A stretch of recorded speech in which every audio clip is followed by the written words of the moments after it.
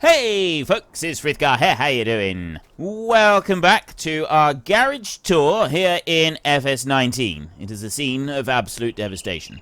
But what we want to do today is, I did say that we were going to look at harvesters, and we are going to look at harvesters, but there's one other thing I'd like to look at first. So I want to go to here, switch to train, like that, so that I can switch to said train, and we can propel this one all the way around the map, because something that we haven't really done is had a good look around the map. And a few people have also said that there is a flatbed right on the back there. What does it do? What can we do with that flatbed? So what we're doing now is we're going to travel around the map, and we're going to see if there are any significant loading points on the map so that we can like load machinery up onto there or anything like that.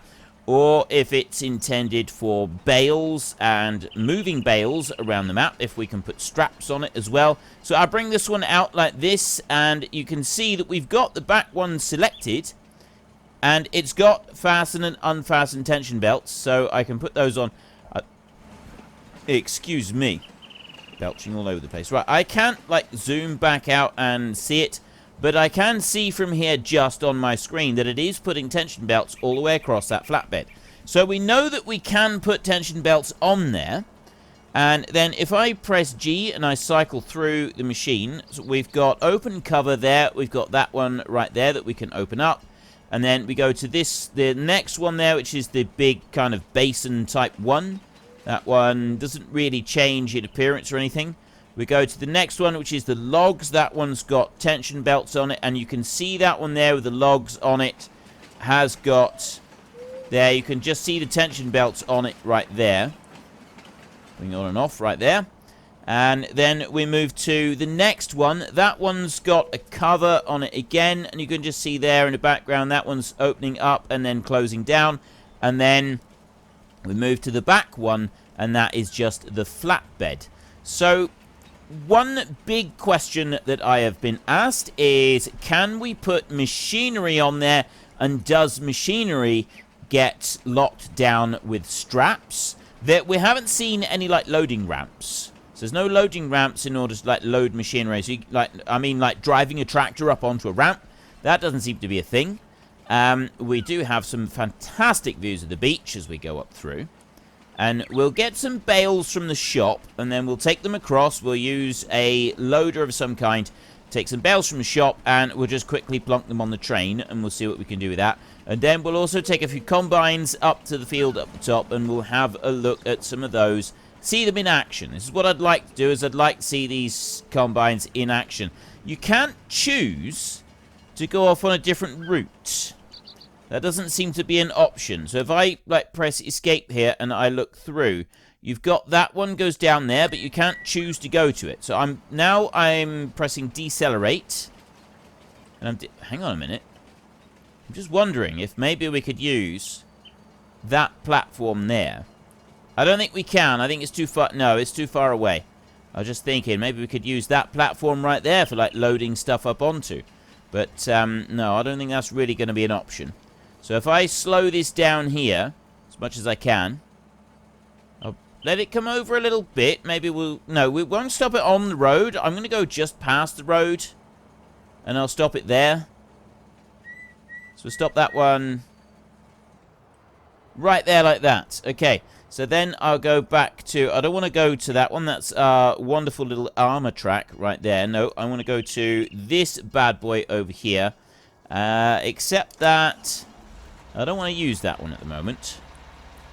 I'm going to attempt to do something that usually ends quite badly for me, and I'm going to see what it's like with this, the way the keyboard steering works at the moment. This could actually prove rather interesting for us. First up, we're going to go to our garage, and, well, no, I'm going to leave them there. I did say that what I would do is I would leave all of the machines back on the map, so we can sort of see how the lag like copes with them and things like that. We've got telehandlers right there, and then we've got the little forklift here. So we do have the Roper Nawaro Mouse. We've got that. That one's here. Okay, that one is in the game. So those of you who are asking about that, that one is here.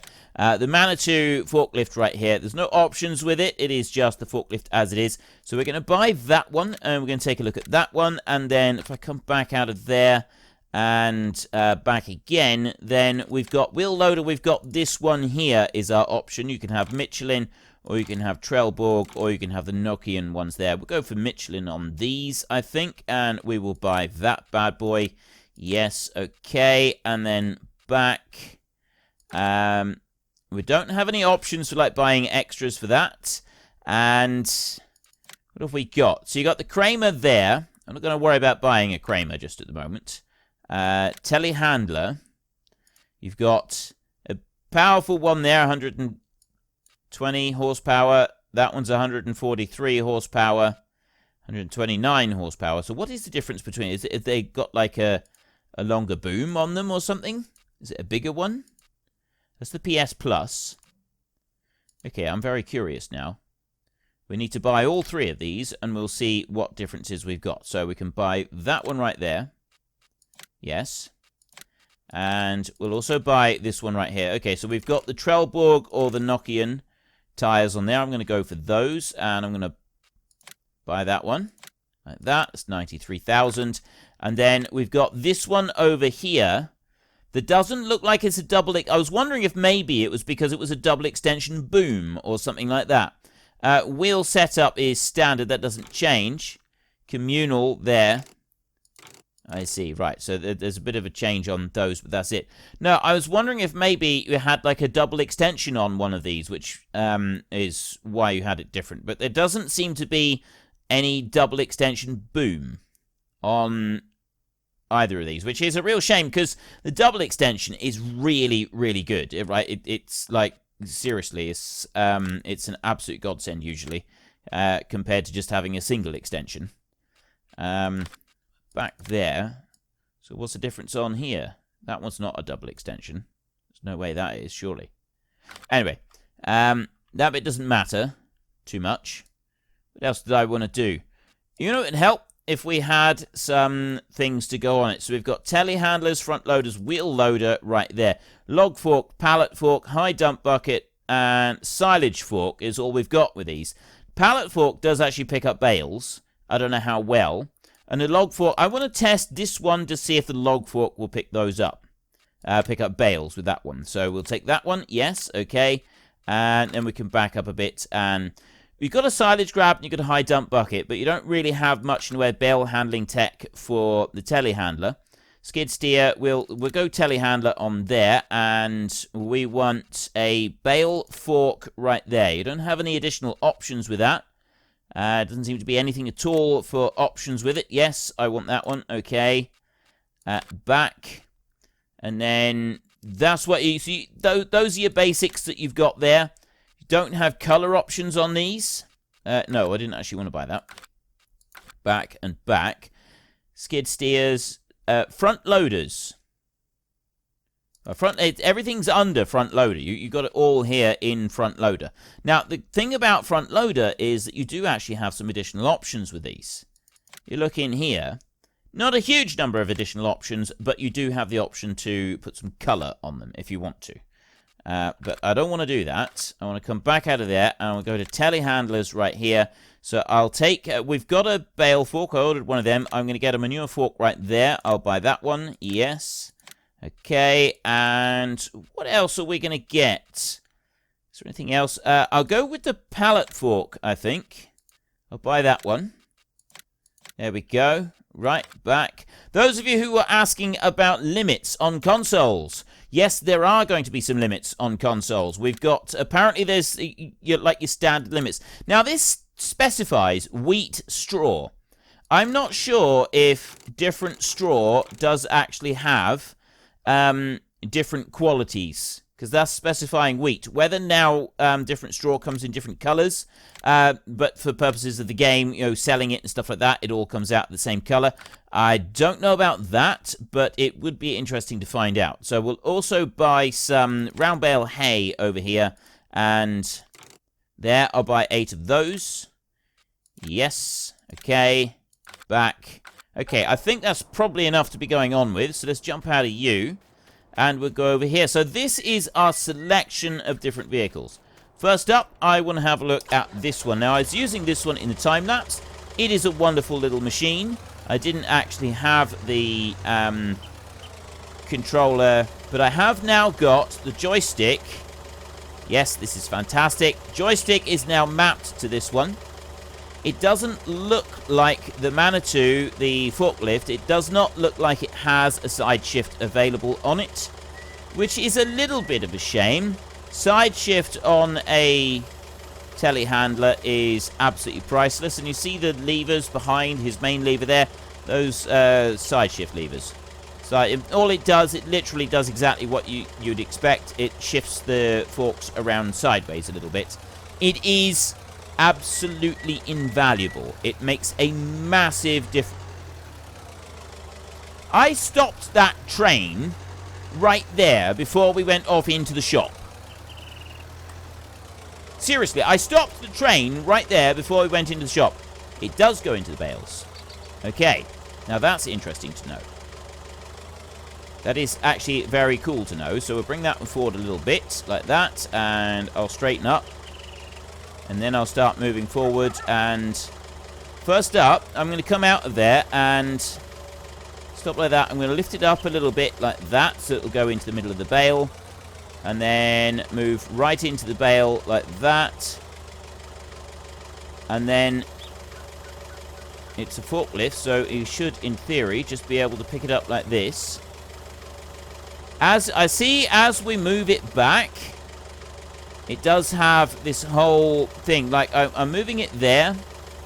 Moving it back, it is kind of leaving the bale where it was. Right, but this, now, the physics for handling a bale is going to be incredibly, is it going to be an incredibly complex thing to write, isn't it? It's going to be an incredibly difficult, complex thing to, like, write out. So I have no idea how it's going to, like, do with it. Not a clue on that front. What I want to do, though, is I want to go back through these to this one. And we'll bring that round. So I'm wanting to see how the bales respond to moving around. I'm using keyboard steering, remember, which is much more difficult. And at the moment, look, obviously I've not moved very much yet. We haven't, like, really pushed what can happen with this. But those bales have stayed one on top of the other. Now, that is a massive improvement. They haven't, like, jostled around side to side. They've stayed there, one on top of the other, even though I've gone in on the third bale down for picking those up. I don't know how well, you know, how much more there's going to sort of progress on that. We'll wait and see. I want to go from you. We want to go. You've done it, haven't you? I set you going, and so you stopped. But then I stopped you further up, and you decided to just keep going. The train seems to have a mind of its own. I don't really know. I don't really understand what the train is doing half the time. Still, we've only got to go up here now. We just ride up this road up here. I wonder if it's possible to catch a car with the train. I'm guessing probably not. I'm guessing that's something that has been carefully designed so that you can't actually catch them. Anyway, let's get this one up there so that we can start putting some bales on. I do still want to try and have a look at some of the combines. Right, I've switched the engine off now, and I'm hoping that it's going to stay in the off position. Oops. Right, go back to you. We'll start this one back up. And hopefully that train isn't going to go anywhere.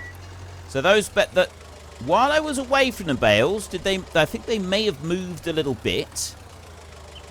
But it's good that you can put the forks in on the forklift into this one. So we'll bring that one out to there, and we'll lift that one up a little bit like that. And I'll push it down that way. There, and then we'll move in a little bit. A bit more. Just straighten that up a bit. Like that. And I reckon that'll probably do there. So I'll lower you down. I don't want to lower you down too much. It's allowing me a little bit of movement inside the bale after I've pressed it down onto the ground. and it was an easy removal from the bale as well. That seems to be... I mean, I'm working on level ground, but that was an easy removal from the bale, and it did allow me to move it around fairly well. So, it looks like maybe we've got some... It definitely, that seemed to be, like, some decent progress on there. Now, I'm looking down through here, and... Ah, there we go. Right, press R there, put the strap on. So you've now got a flatbed that you are able to put bales on. That's one thing confirmed. We have bales we can put a flatbed on. So I don't want the diesel locomotive. I want to actually go backwards through these machines. And let's just go to... Yeah, it was this one here. This is the bigger of the two Manitous here. So I'm going to bring that one back a minute. Like that. We've got the four-wheel steer on this one. And I'm going for this bale grab. The manure fork. This is the one that I'm specifically going for. So I've got open and close on my joystick.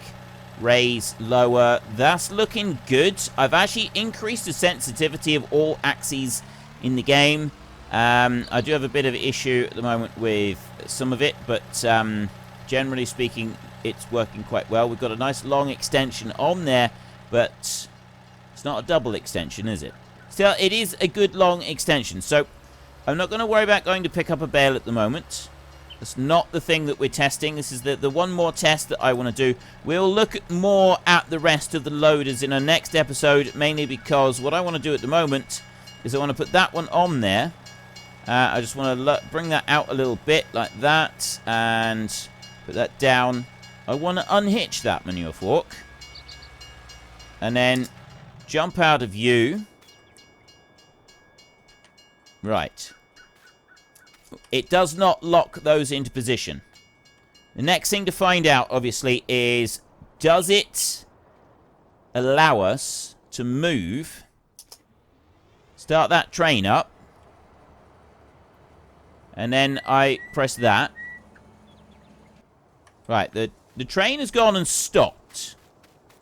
For whatever strange reason, the train has gone and stopped. That has also drifted and has moved off to the side. So you can't use this platform for transporting vehicles. That's not designed for transporting vehicles. Anything that you can strap down, which would be bales and pallets, you can use the train for transportation if you so desire. So that's answered that question. We'll have more of a play around with these other ones a little bit later on. I want you to actually start moving and get out of here. That has... Yeah, so that bale grab's now fallen right off. If you could start moving and get out of here, then I can go back over this way to the shop. We'll have a look at those later on. I want to do some stuff with the combine. So we want to have a look in here. And it's the combines. I've been telling you that we were going to do it. So we've got the Bison Super there. We've seen that before. The Rosselmash Nova there. That looks a little bit new. It's certainly a new shape. That doesn't look familiar. So no options on that one. We buy that one just as he is. 105,000. And... we've got the John Deere here. I know a lot of you want, so it's just wheel setup on this. We've got Michelin or we've got Trelleborg. You've got two options there. And then you've got wide tyres, crawler tracks, or standard. So we're going to go with crawler tracks on that one for a minute. And we'll buy... excuse me. We'll buy that one there. And then we'll go through. So we've got the CR1090. We've got some very... We definitely want to have a look at these big ones. Let me get these four here a minute. Okay, I love the way this one, you look right there, standard wheels on there, and you've got the foot guard over here. If you go for the double wheels, it does extend everything out. It pulls the steps out further, they're out wider. The whole thing is designed for keeping those double wheels on permanently. You've got the standards right there, you've got wide tyres there, and then you've got the crawler tracks on this one as well. This particular bad boy, I want the twin wheels on this one, so I'm going to just buy that one like that a minute. And then we come back out of there, and what have we got on these then? Are these the same? Wides? Oh, wait a minute. That's only the back. There's wide tires or standards on the back. This is you've got crawler tracks or crawler tracks on this one. That's your options. Right. CR1090 is crawler tracks. That is your only option on this one. Made like that. Exactly as you see it right there. Then we've got the Agco Ideal. You've got the engine setup here. The Ideal 9T. The Ideal 8T. So the Ideal 9T does give us an extra 109 horsepower. Additional 109 horsepower, or what's that, about 80 kilowatts on the engine. It doesn't do anything different with the tank capacity or anything like that, or the diesel or the DEF here, which is diesel exhaust fluid, I've been told. It's something that you put in, it helps reduce the emissions. Now, I've never actually driven a vehicle that uses DEF or DEF or AdBlue is what it's referred to most of the time. Never ever driven a vehicle that has had that. I think it was... It kind of started to come in after I left full-time farming, and I've never gone and done like a quick little bit of work for someone who's ever used it, or uses it, since I kind of stopped farming full-time. So it's not something I've ever been a part of. It's never been involved with it. So we've got the Draper right there. This John Deere FD. The FD is Draper. I was a little bit confused. I thought that Draper... I knew that Draper also meant that you didn't have the auger along the front, but I thought that Draper also meant that it was definitely the fold-up one with its own wheels. I didn't know. I don't know about anything different to that, but I really like... The main reason I like the Draper is because of the wheels underneath. You know, the wheels that are joined into the header, which makes it a lot easier for moving. You've got a separate header trailer. Whereas one of the principal reasons for using a Draper header is the lack of the main auger up there, which sometimes causes bunching on the front. And if you're sort of trying to combine a damp crop, that bunching can cause your combine to jam up quite a lot. This helps to eliminate that by quite a long way. And there are a number of times on farms, especially in areas where you get high rainfall, that this makes a difference between being able to run and being parked up in the field. And that's why these are starting to become more popular in certain areas, not everywhere. Some places it doesn't make any difference. I don't know what the cost effectiveness is between the two. I don't know what the cost difference is between this and the other one in real life. But this is what I've learned about Draper headers so far, is that in some regions for some crops, they are absolutely priceless. For others, doesn't make so much of a difference. So let's buy that one there. Right, here with the Agco Combine, you've got this option here. Now, you can use the Fendt. You've got the different designs on the side. So we've got the Massey Ferguson Challenger or Fendt on the side of them. And that is your power flow with your standard auger on it. And then we've also got the Dynaflex, which is this option here with the belts. This is the this is the Draper header type. And the other thing with the Draper header is that you're able to have a much more flexible bed on it as well. You're able to have much more flexibility on these knives, and so you can have it sort of more doing this, and you're able to have more joints on it, so it's able to follow the contours of the ground, so much more than one with that massive, great big solid auger all the way along it. So that's another sort of thing that might affect how it runs. So I don't want to get that one though. I want to go with the power flow option on this one. Yeah, you got less flex available on one with a big solid steel drum going all the way across it.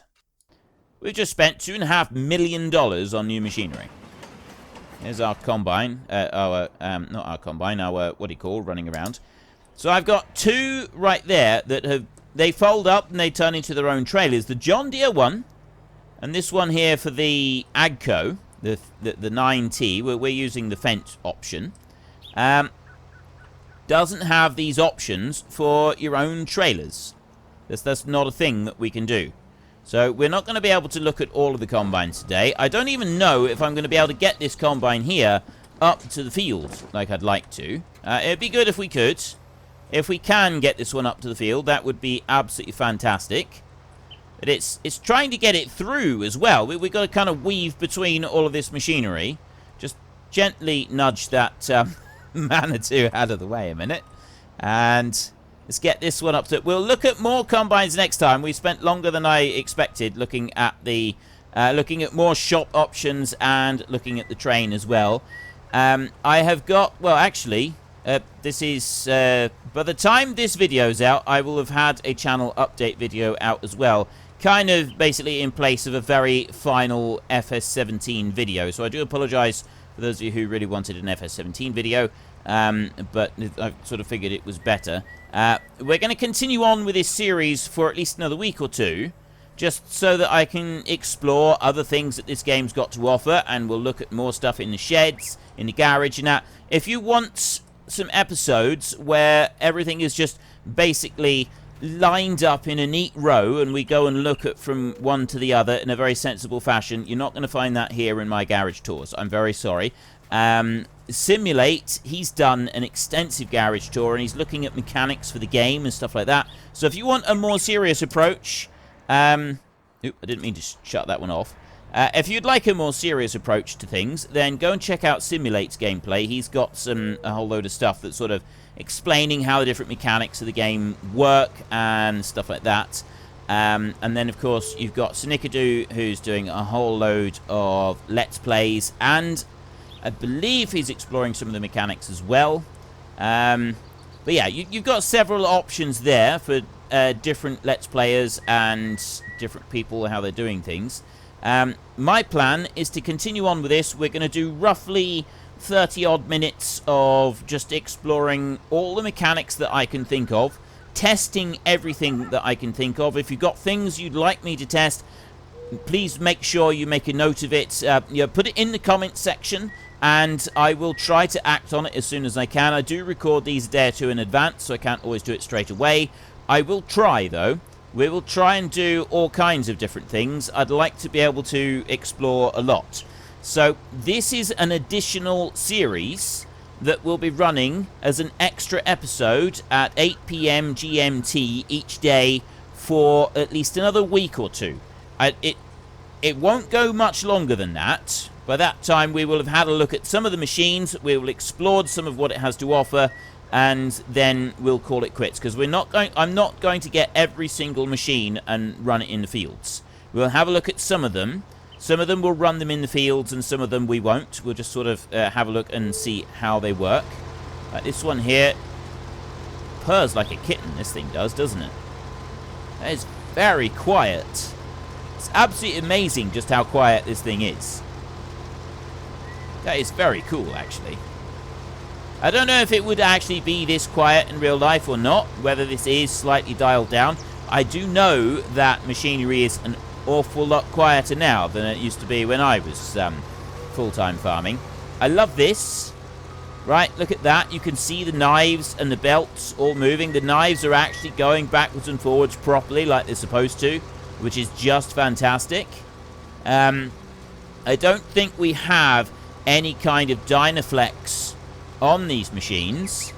Now this is like a combination draper and like standard header with the auger, and this combination of the two does help to reduce that clumping I was talking about. I've seen this before. I've seen combines reap what you sow, harvest 1 hectare, achievement unlocked.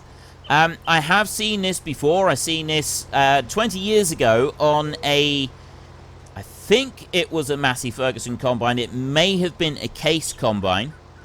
But I've definitely seen this type of header before.